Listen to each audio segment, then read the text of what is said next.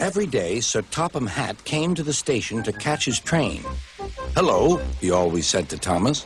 "Don't let the silly freight cars tease you. Remember, you have an important job as a special helper in the train yard."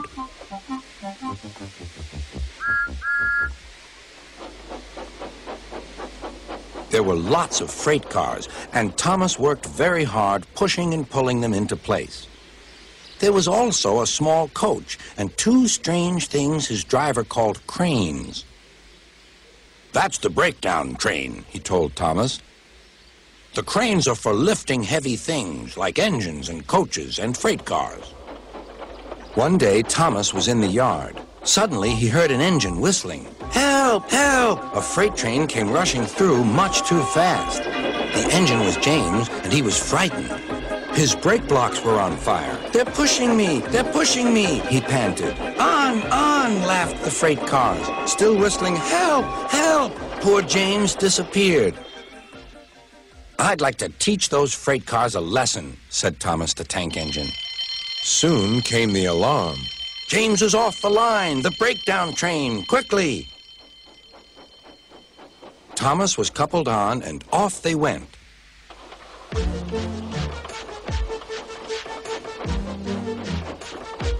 Thomas worked his hardest. "Hurry, hurry, hurry," he puffed.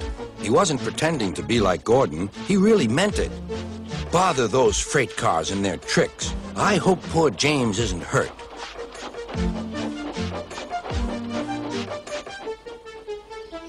James's driver and firemen were feeling him all over to see if he was hurt.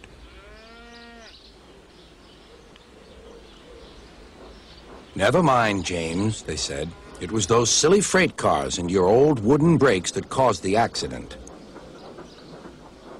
Thomas pushed the breakdown train alongside. Then he pulled away the unhurt freight cars. "Oh dear, oh dear," they groaned. "Serves you right, serves you right," puffed Thomas.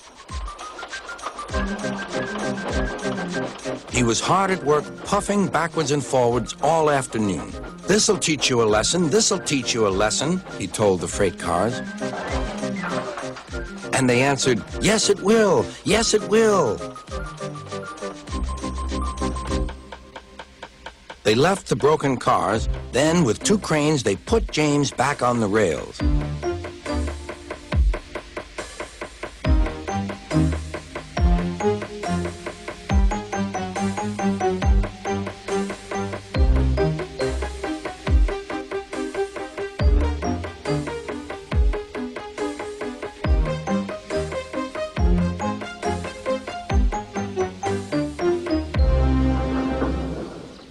He tried to move, but he couldn't, so Thomas helped him back to the shed.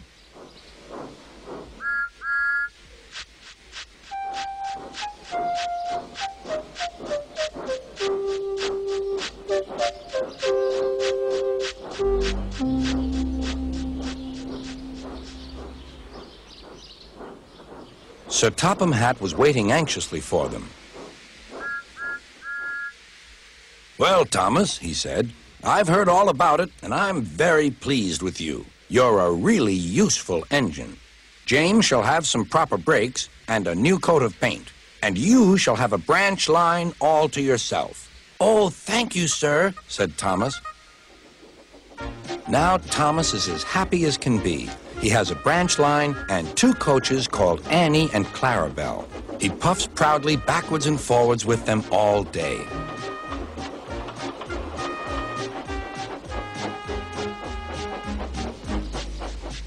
He is never lonely. Edward and Henry stop quite often and tell him the news. Gordon is always in a hurry, but never forgets to say, "Boop, boop," and Thomas always whistles, "Beep, beep," in return.